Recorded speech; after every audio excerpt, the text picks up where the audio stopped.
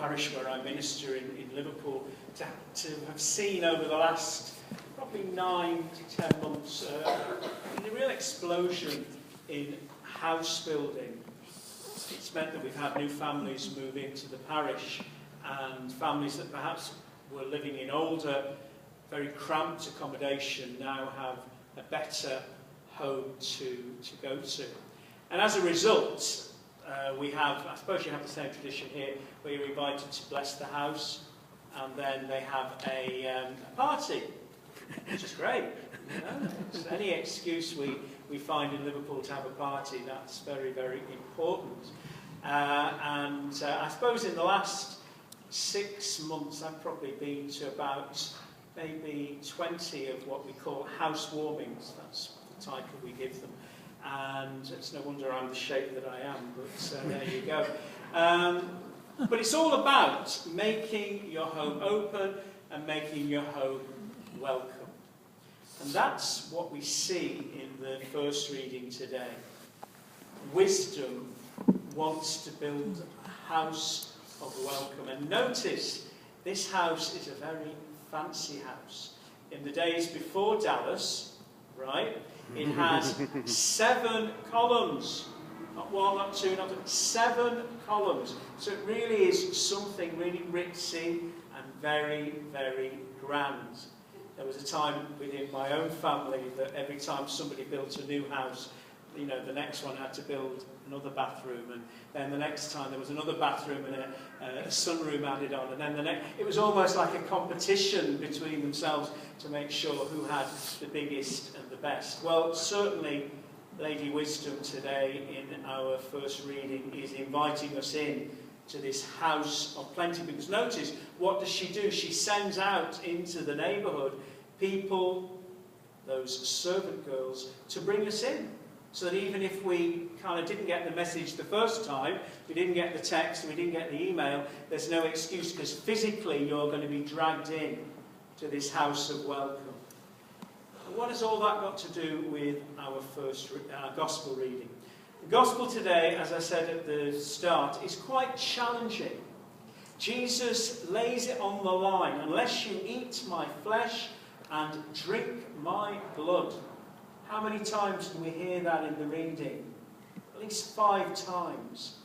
And he doesn't sort of mince his words. He doesn't sort of say to those people who are complaining and moaning, how on earth are we going to eat your flesh? Are we cannibals? What's going on here?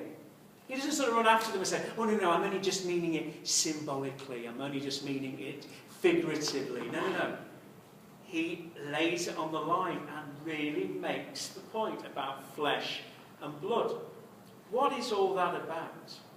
For the early Christian people, the notion of Jesus Christ coming into their world was something very, very special. Because unlike the Roman gods, unlike the gods of the Greek people, the God of the Christian, the God of the covenant, the Old Testament as well, was a God who was deeply interested in his people.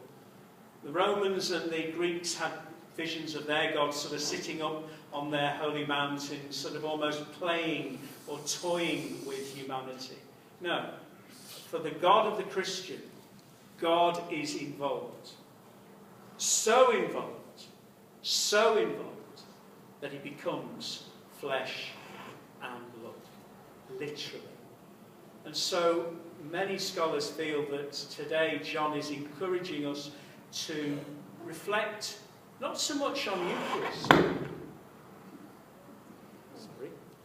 reflect more on, I lost my, here it is, yes, I got it, there you go. Reflect more on the humanity of Jesus Christ. Yes, we proclaim his divinity. Yes, we understand that. But sometimes for us as Christians, it's much harder to identify with his humanity. Because it's in humanity that Jesus meets us in the raw. It's great to be able to kind of take time out and come to church and make that hour in the week something very special and very particular.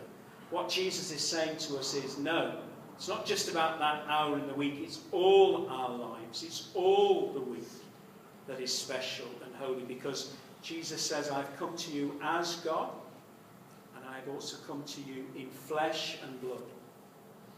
I've come to you as a fellow human being. So I understand your issues, I understand your problems, I understand the difficulties. In many ways, I've shared some of them too. As a Eucharistic people, Mother Wisdom invites us today to her housewarming. And the beauty is that that housewarming goes on, if we want it, every single day of our lives at Mass. And certainly that housewarming that Mother Wisdom offers us goes on every single Sunday. So as we approach the altar in a few short moments, let's remember that God who holds us firmly in his hand, that God who cares for us, that God who understands our humanity. In the name of the Father, the Son and the Holy Spirit. Amen.